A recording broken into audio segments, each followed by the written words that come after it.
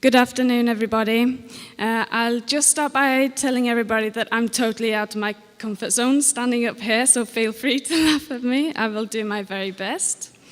My name is Miranda Lysell. I'm the secretary of the Swedish Hereford Association. So we'll just give you a short presentation.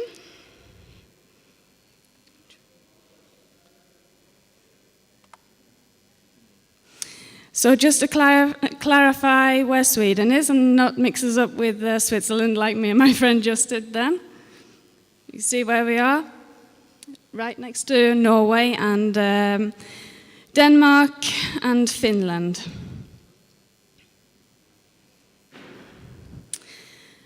So cattle breed in Sweden. At the moment, 190,000 suckler cows approximately, 350,000 dairy cows. And Hereford are at the moment the largest beef breed in numbers. We're having at the moment more registrations than the Charolais for the first year ever, so we're very happy about that. And we hope that that will continue throughout the year. The other main breeds, as I said, Charolais, Simmentals, Limousin. Angus aren't many, but they're on the way up. The effect of the black baldy is getting more and more popular even in Sweden. We have a few blonde Aquitaines.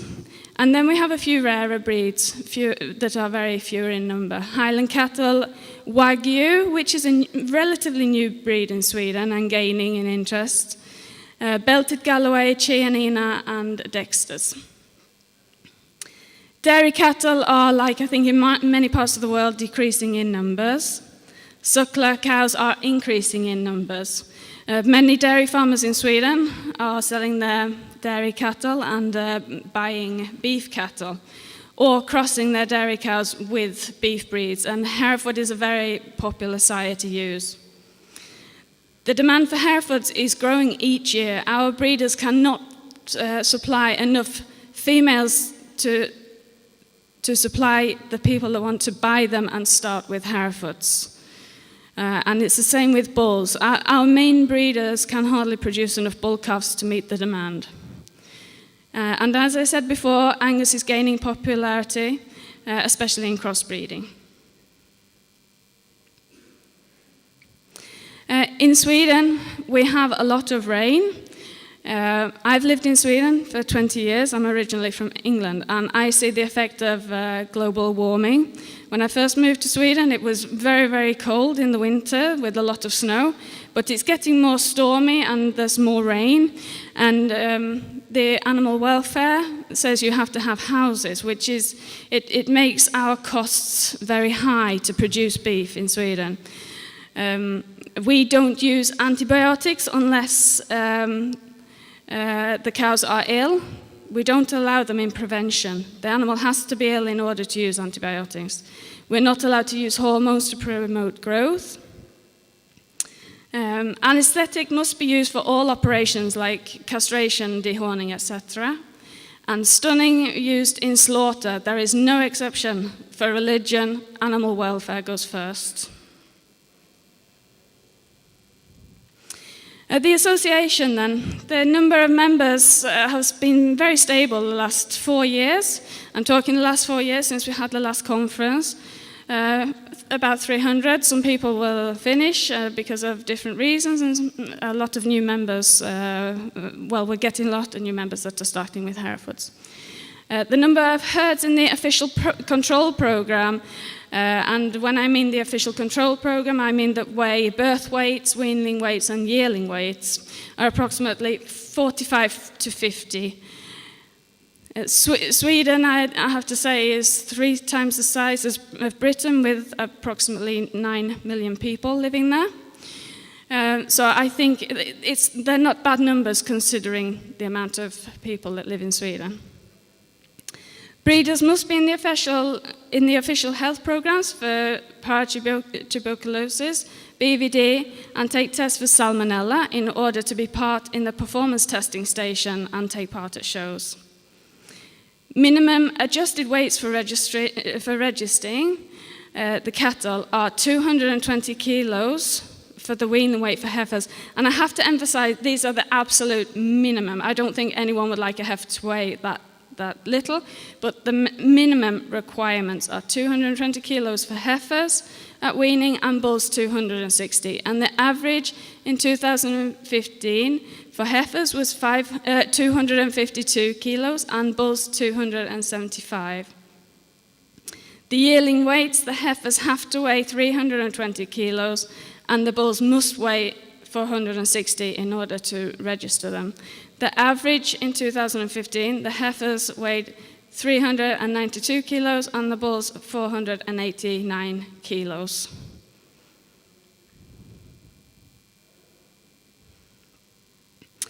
New in Sweden since the last WHC, I think we're all pretty familiar with different countries and what's been happening before, but this is new in Sweden since we've had the last World Hereford Conference. We've just begun in-herd linear scoring, which I think is a huge breakthrough for us, where they come out and they score your cows, which is really, it's going to be a real good help for the less experienced breeders to pick out which animals will be good breeding stock. We've begun testing for hypotrichosis and for the pole gene through Geosan in Denmark.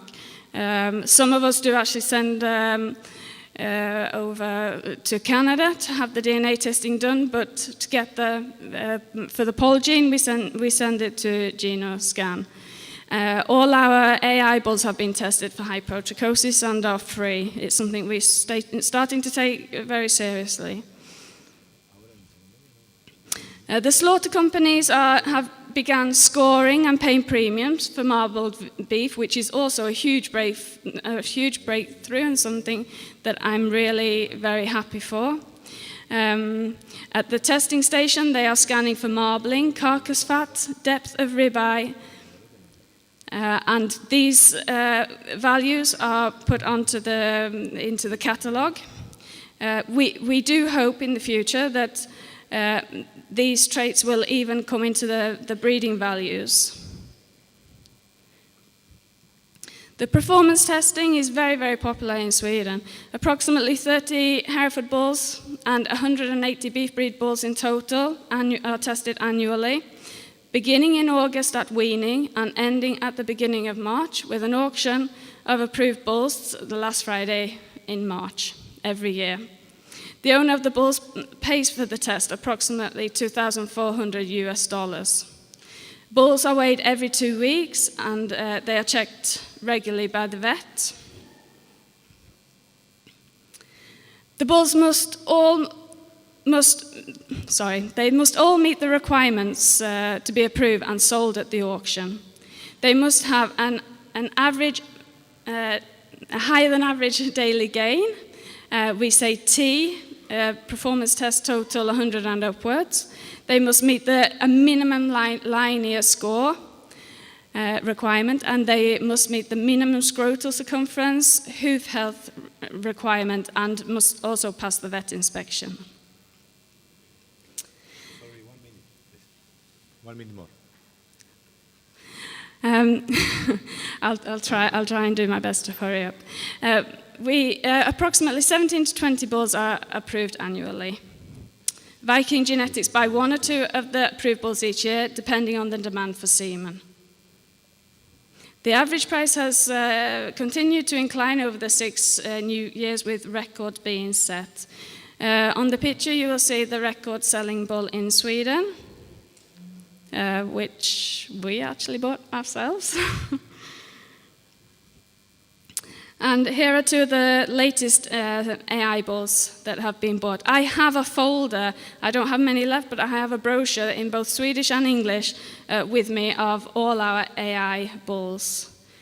And these are the 2 the year before. Just going on quickly, shows held since the last WHC. We've had 7 shows in total, 2 shows annually. When both shows are the same year, Elmi is the main one. There have been diminishing numbers at the smaller show, but stable of numbers at the main national show. Hereford heifers have been the winner of the Interbreed Championship 4 rows in a row, which is quite amazing.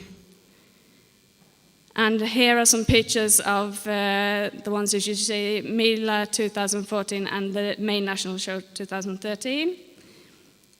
And also again in 2015. Thank you for listening.